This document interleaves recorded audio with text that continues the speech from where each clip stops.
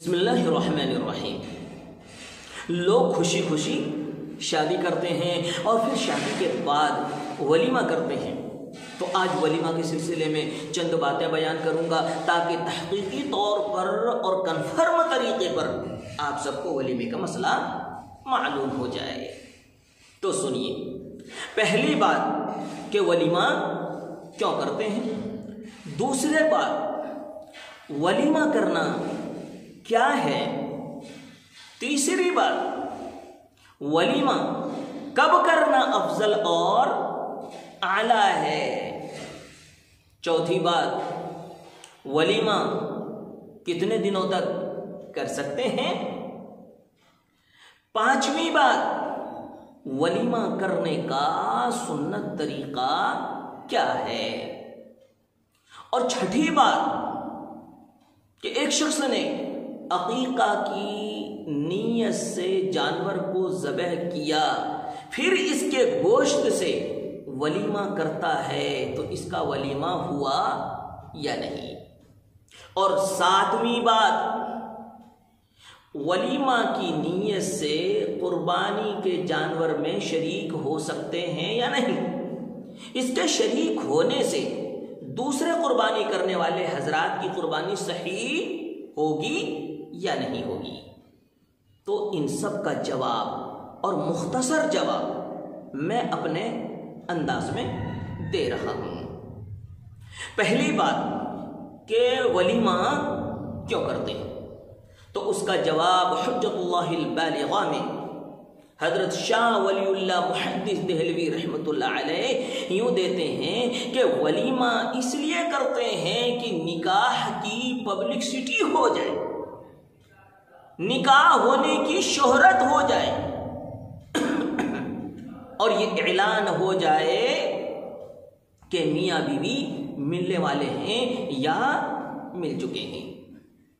ولیمہ اس لیے کرتے ہیں کہ اولاد کے نسب میں کوئی بدگمانی پیدا نہ کرے اور سب کو یہ معلوم ہو جائے کہ یہ بچے انہی دونوں میاں بیوی کے ہیں۔ ولیمہ اس لیے کرتے ہیں کہ نکاح اور زنا میں فرق معلوم ہو جائے کہ ان دونوں میں زمین و آسمان کا فرق ہے۔ دوسری بات کہ ولیمہ کرنا کیا ہے، تو اس کا جواب یہ ہے کہ ولیمہ کرنا سنت ہے۔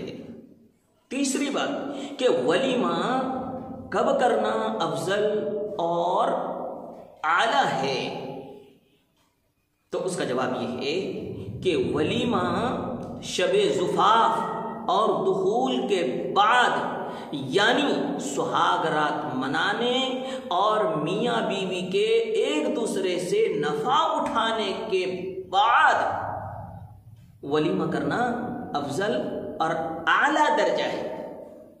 دوسرا درجہ یہ ہے کہ میاں بیوی کے اندر تنہائی تو ہو گئی ہو لیکن ایک دوسرے سے نفع نہ اٹھایا ہو، اس کے بعد کوئی ولیمہ کر رہا ہے تو یہ دوسرے درجے کا ولیمہ ہوگا، لیکن اس کو بھی سنت ہی میں شمار کریں گے، اور آج کل عوام میں اسی پر عمل ہے۔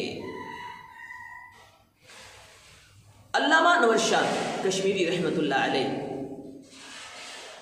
بخاری میں اس کی دلیل پیش کرتے ہیں کہ حضرت انس رضی اللہ تعالیٰ عنہ روایت کرتے ہیں کہ جناب محمد رسول اللہ صلی اللہ علیہ وسلم نے حضرت زینب رضی اللہ تعالیٰ عنہا سے نکاح فرمایا اور شب زفاف منانے کے بعد ولیمہ کیا۔ اسے معلوم ہوا کہ ولیمہ کرنا افضل اور اعلیٰ درجہ تب ہے جب شب زفاف منا لیا ہو اور میاں بیوی نے ایک دوسرے کا شہد چکھ لیا ہو۔ چوتھی بات ولیمہ کتنے دنوں تک کر سکتے ہیں، اس کا جواب یہ ہے کہ ولیمہ 3 دن تک آپ کر سکتے ہیں۔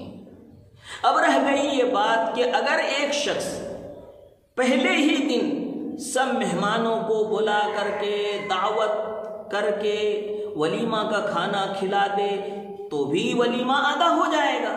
لیکن اگر مہمان اتنے زیادہ ہوں کہ دوسرے دن بھی کھلانا پڑے پھر بھی مہمان بچ جائے تو تیسرے دن بھی کھلانا پڑ جائے تو تینوں دن تک اگر کوئی مسلسل کھانا کھلاتا ہے تو بھی اس کا ولیمہ ادا ہو جائے گا.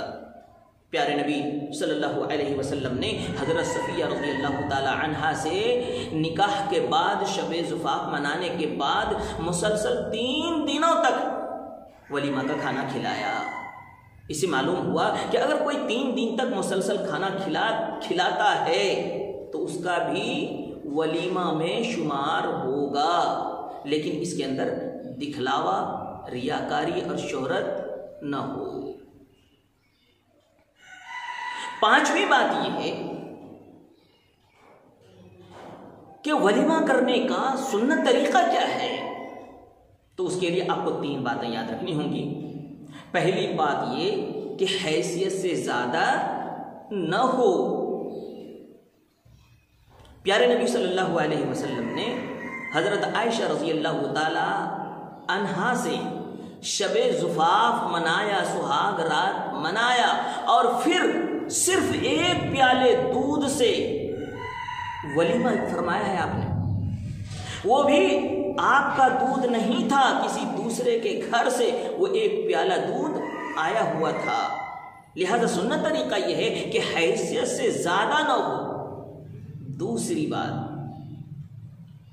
کہ سنت طریقے پر ہم کریں. اور تیسری بات ولیمہ کرنے میں کوئی خلاف شرع بات نہ ہو، دین کے خلاف کوئی کام نہ ہو رہا ہو. اس طریقے پر اگر کوئی ولیمہ کرتا ہے تو اس کا ولیمہ سنت طریقے پر ہوگا. چھٹی بات کہ عقیقہ کی نیت سے جانور ذبح کیا پھر اس گوشت سے ولیمہ کرتا ہے تو اس کا ولیمہ ادا ہوگا یا نہیں ہوگا. علماء کرام نے اس کا جواب دیا ہے کہ اس کا ولیمہ ہو جائے گا، کوئی دقت کی بات نہیں ہے، کوئی حرج کی بات نہیں ہے. اور 7ویں بات کہ ولیمہ کی نیت سے قربانی کے جانور میں شریک ہونے سے دوسرے شرکا کی قربانی صحیح ہوگی یا نہیں ہوگی. اس کا جواب آسان سا یہ ہے کہ سب کی قربانی صحیح ہو جائے گی. ولیمہ کی نیت سے قربانی کے جانور میں شریک ہونے سے کوئی فرق نہیں پڑتا ہے، کوئی دقتیں پیش نہیں آتی ہیں. میں سمجھتا ہوں کہ انشاءاللہ سب کا جواب خلاصتاً اور مختصراً جو میں نے بیان کیا ہے سمجھ میں آ گیا ہوگا. اس لیے میرے دینی بھائیوں، اب آپ جائیں، ولیمہ کریں، بھر پیٹ کھائیں، مزہ پئیں، اسپرائٹ پئیں، جو چاہیں وہ پئیں، اور کھراٹے کے ساتھ بستر پر لیٹ جائیں. لیکن اتنا سا کام کرنا ہے کہ جگنے کے بعد اس دین کی بات کو دوسروں تک پھیلانا ہے، شیئر کرنا ہے، کمنٹ کرنا ہے، سبسکرائب کرنا ہے. اللہ تعالی ہم سب کو کہنے اور سننے سے زیادہ عمل کی توفیق نصیب فرمائے. آمین.